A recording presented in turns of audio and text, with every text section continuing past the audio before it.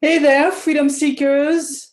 Carpe diem, welcome back. This is number 3 of our series of live videos. And this series, again, centers around starting the right business for you so that you can build it, launch it on a rock solid foundation so that you can get to profit faster and as a result, live a life you love sooner.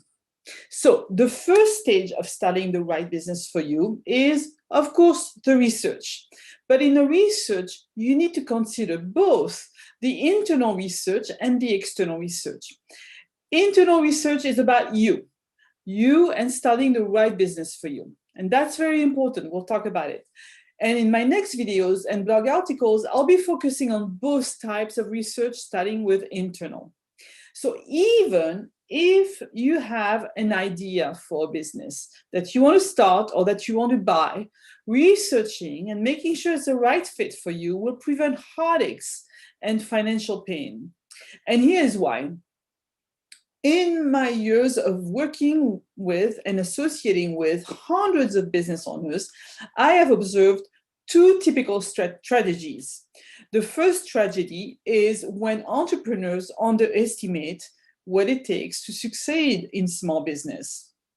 And the second tragedy is when people who are very capable stay stuck in a job they hate for years and even sometimes decades, simply because they underestimate themselves when researching the possibilities, their possibilities as business owners, could have freed them from a soul-sucking job. So, for example, today we are looking at the first tragedy and we are looking at underestimating business ownership.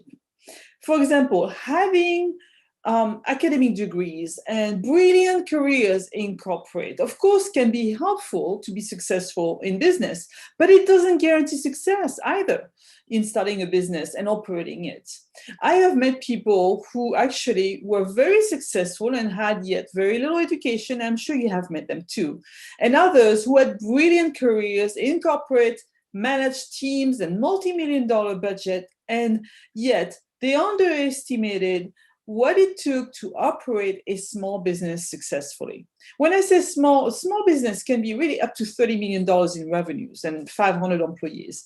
But one executive, for example, had successfully climbed the corporate ladder, and for various reasons, he had enough of his life as a corporate employee. And he always had a dream, that dream of starting a chain of restaurants. And to begin with, he launched a 2-location pizza joint, almost at the same time.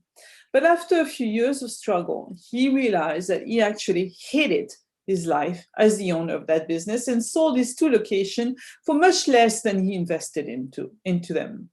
In another instance, a college professor who taught marketing at a 4-year university bought a cash flow positive marketing agency, and yet he closed it after 2 years, losing his entire investment. So what happened? Both the executive and the professor made a strategic error. The executive, who was an MBA graduate, focused on the potential scalability and profitability of his business, like any MBA will do, but did not consider the job requirements of the owner of a restaurant. Had he exercised the right due diligence beyond the economic viability of the business, or in addition to it, he would have learned that the life of a restaurateur is not for everyone, and certainly was not for him, as he found out at great cost. And really, this is a very common error, which is why I coach my clients in researching and interviewing the industry that they have chosen, making sure it's a good fit for them and the day-to-day activity of that owner of a business is right for them. Because that's what it is, having a life you love. The professor, on the other hand, because he assumed that because he knew the ins and outs of marketing, he assumed that running an agency would be easy. And that was another expensive error, because there's a vast difference between mastering a technical skill, in this case, marketing, and successfully leading and growing a small business. So here are our 2 takeaways for today. On the first strategy, of course, of underestimating business ownership. before you start or buy a business. Number one, research the sector of industry and make sure it fits you well, that the life of that business owner is going to work for you. That means also interviewing people and even possibly, whenever possible, shadowing those who are in your chosen industry. Number two, don't assume that because you excel in your field of expertise, that you will also excel as the owner of that related business. And often, because as experts, we have blinders that prevent us from being objective leaders of that business. For example, a chef doesn't make necessarily a successful restaurant either. And that's why there are so many restaurants that fail.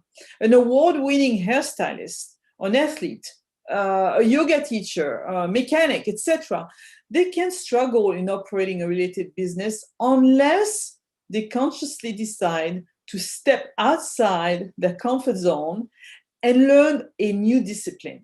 And that is a discipline of business ownership. So next week, we'll discuss the second tragedy and how to not stay in a job that you hate because you wrongly think that you're not capable of starting a business and because you underestimate yourself. So if we haven't met yet, I'm Patricia Botero-Saint-Jean. I'm a starter business coach and the founder of Open for Business, which is a business research lab and coaching agency. So I'm here to help you research, vet, plan, and launch the right business for you on a rock solid foundation.